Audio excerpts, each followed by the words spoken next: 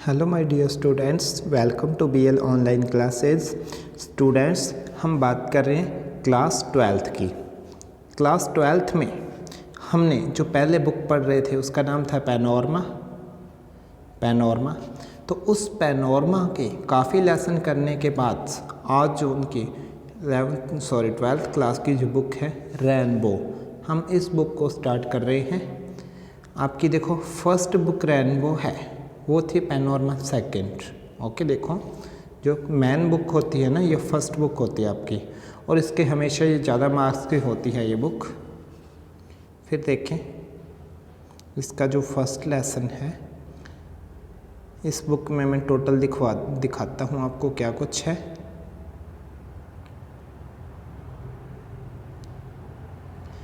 इस बुक में देखिए टोटल, यहाँ से करो आप काउंटिंग करना स्टार्ट इसकी,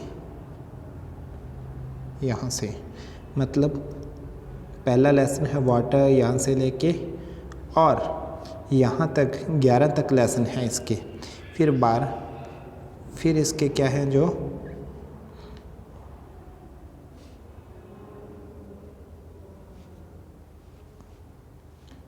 12 से लेके 12, 13, 14, 15, 16, 5 इसके अंदर पोइम है आपकी, और पांचों पोइम है जो 12 से लेके 16 तक, ये पहले करवा दी गई है।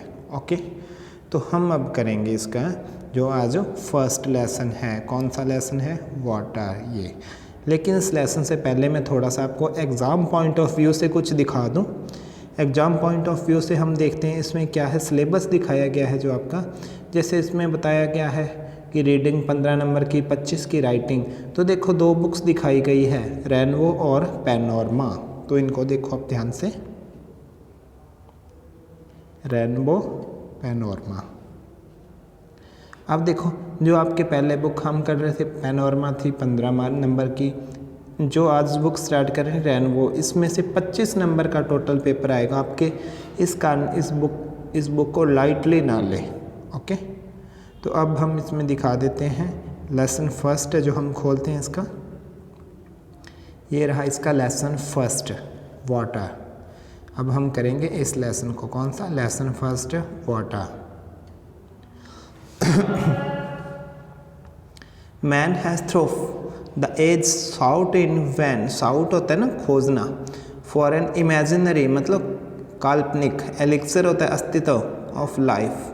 ये एलेक्सर अमृत को भी बोल देते हैं कि आदमी क्या है, बहुत सालों से उम्रें बीत गई, सदियां बीत गई कि ज़िंदगी में एक अमृत की खोज कर रहा है कि जो हम मुझे डिवाइन कोई अमृत मिले, एलेक्सर ऑफ लाइफ। इसको हिंदी में बोला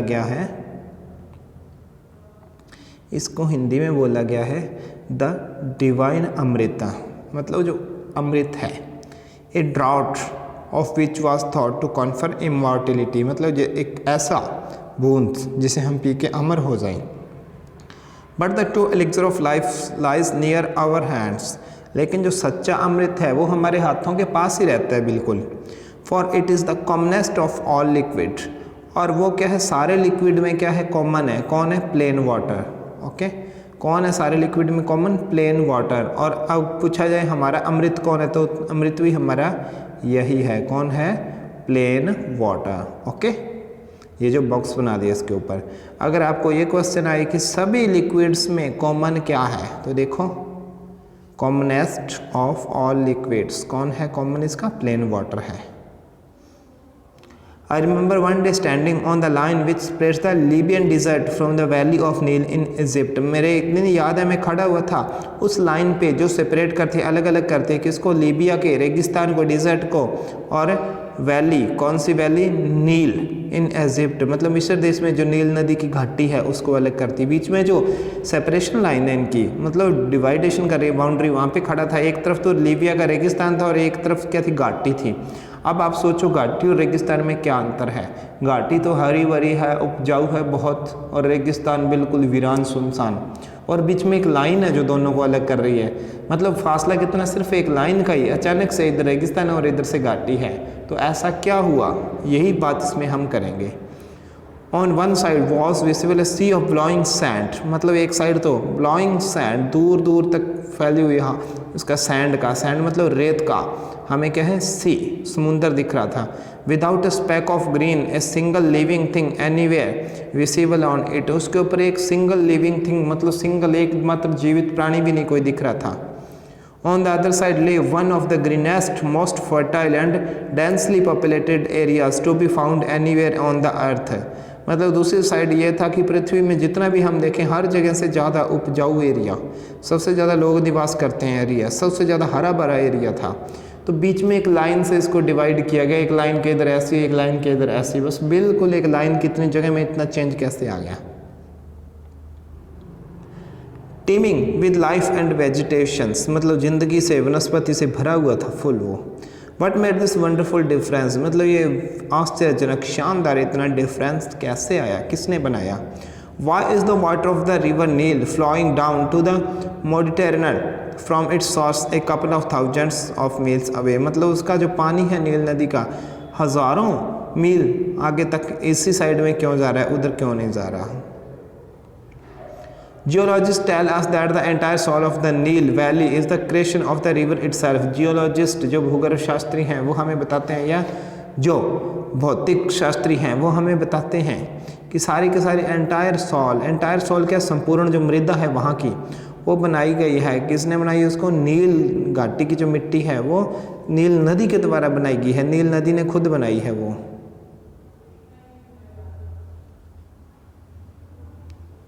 फिर देखें इसमें brought down as the finest silt होती है गाद, मतलब अपने नहर के नीचे देखें, जब बच्चों को कह रहा हूँ, बच्चों आप देखो नहर के नीचे जब पानी ख़त्म हो जाता है नहर का, या कोई भी चीज़ ऐसी जो वाटर सोर्स है उसका पानी ख़त्म हो जाए, तो उसके नीचे आपने देखा होगा कुछ गाद सी होती है जिसे हम रेगी भी बोल देते हैं हमारी लैंग्वेज, लोकल लैंग्वेज में। मिट्टी ऐसी होती है, रेगी कह देते हैं, जिसे जमी होती है, और उसी को बोलते हैं finest silt in its flood water. उसका जो फ्लड वाटर होता है, नदी की बाढ़ आती तो उसमें मिट्टी आती थी। From the highlands of Abyssinia from remote central Africa, दूर के अफ्रीका के जो सेंट्रल अफ्रीका के जो इलाके थे वहाँ से एबिसिनिया से मिट्टी बह के आती थी पानी के साथ। And let down through the edge in the through which the Nile flows into the sea, और जहाँ से समुद्र के अंदर नदी फैलती वहीं तक वो मिट्टी आती साथ में। Egypt in fact was made by its river, Egypt है जो देशों खुद मतलब नील नदी के द्वारा बनाया गया है। इट्स एंसेंट सिविलाइजेशन, एंसेंट होता है प्राचीन, इसकी जो प्राचीन सभ्यता थी was created and is sustained by the life giving waters which came to down year after down with unfailing regularity. Unfailing regularity जिसका कभी रेगुलर चले, कभी भी फेल ना हो। तो अब इसमें देखो वर्ष के बाद दूसरा वर्ष, हर साल उसमें नदी आती थी, नदी के अंदर पानी आता, मिट्टी इतनी अच्छी आती, वह जमा हो जाती और वहाँ पे क्या है घाटी बनती गई। और कोई भी ऐसा साल नहीं था अनफॉल रहा, कोई ऐसा साल नहीं था मिट्टियाँ ना आए जिस दिन बाढ़ ना आए जिस साल। I give this example and could give many others to emphasise, emphasise होता है बल देना, जोर देना। That is common substance which we take from granted in everybody life is the most potent and the most wonderful thing on the face of our earth। मैं बल दे के आपको कह सकता हूँ कोई भी चीज़ कि जो हम सब्सटेंस मतलब कोई भी पदार्थ हम जो लेते हैं सबसे ज़्यादा इम्पॉर्टेंट है, सबसे ज़्यादा कॉमन है पृथ्वी पे, वो क्या है, तो वो क्या है, जल ही है। It has played a role of vast significance in shaping the course of the earth's history and continues to play the leading role in the drama of life on the surface of our planet। कि इसने आज तक past में मतलब vast significance मतलब बहुत बड़ा महत्व रहा है इसका पृथ्वी को कोई नई शेप देने में, इतिहास को शेप देने में, क्योंकि जिधर पानी बहा है उधर ही सब कुछ चला है। तो इसी प्रकार हमारा जो ज़िंदगी का सारा ड्रामा है हमारे ग्रह के ऊपर, प्लेनेट होते ग्रह, हमारे ग्रह के ऊपर जो भी है, तो ऐसे ही इसके जल के द्वारा चलता रहेगा। There is nothing which adds so much to the beauty of the countryside as water. और कोई भी चीज़ नहीं है जो जल से ज़्यादा सुंदर, और कोई भी चीज़ नहीं है जो किसी भी कंट्री की सुंदरता में चार चांद लगा सके। बी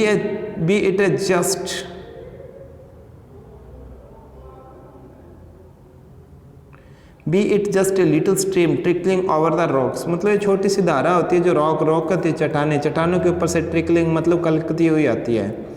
और little pond by the way side, और सड़क के किनारे कोई छोटा सा तालाब है तो भी इसमें जल है। Where the cattle quench the बुझाना दे थ्रस्ट प्यास ऑन ऑफ एन इवनिंग, की जहाँ शाम को पशु अपनी प्यास बुझाते हैं। The rain fed tanks, rain fed tank क्या होते हैं? जो बरसात से भरे जाने वाले टैंक, आपने देखा होगा जहाँ पे बरसात ज़्यादा होती है वहाँ टैंक बना लेते हैं, जब बरसात आती है वो भर जाते हैं, तो उसी को कहते हैं rain fed tank. That are so common in South India अल्लास, कि देखो अब साउथ इंडिया में तो क्या है, रेन फेड टैंक्स हैं, इतने ज़्यादा बना रखे हैं क्योंकि वहाँ पे बरसात बहुत ज़्यादा होती है।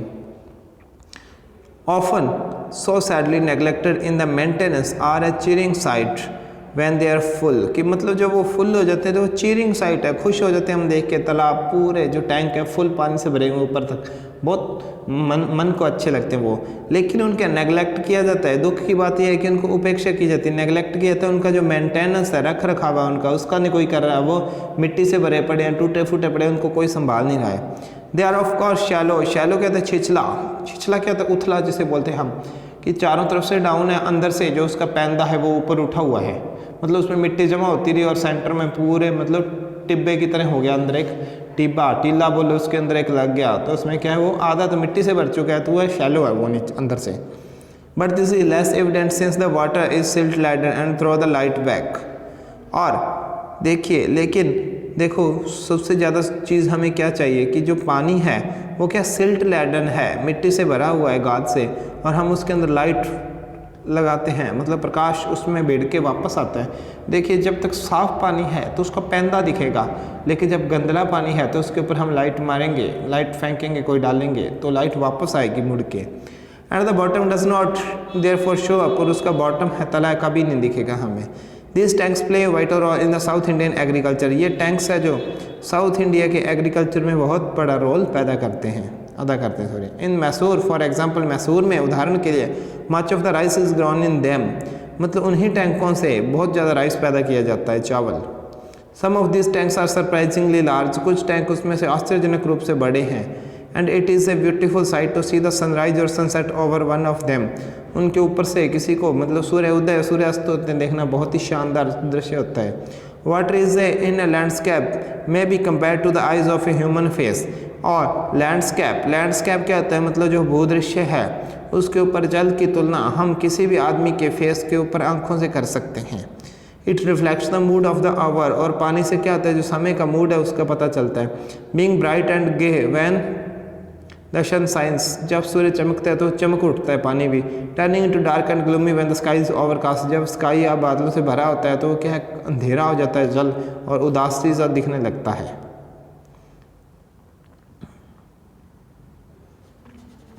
One of the most remarkable fact about water is its power to carry silt or finely divided soil in suspension, मतलब सबसे बड़ी पावर क्या है, जल की कैरी करता है, साथ में मिट्टी को या कोई और चीज़ है उनको सस्पेंशन मतलब उछालता हुआ लेके जाता है साथ में।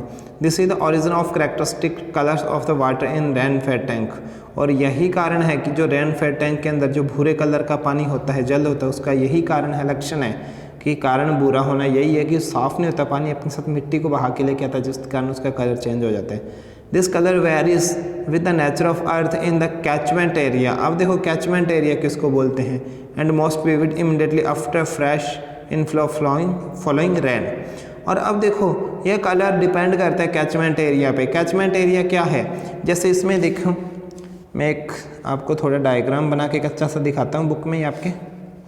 जैसे ये कोई एरिया है, इतने एरिया में क्या हो रही है, बरसात हो रही है, ऊपर से ये हो रही है बरसात, और यहाँ पे इसको पानी सारे को कलेक्ट करके किसी ना टैंक में उतारा जाता है। ये यहाँ पे क्या है, कोई टैंक है। ओके, जगह मेरे पास थोड़ी कम थी तो इसको थोड़ा सेट करते हैं टैंक को।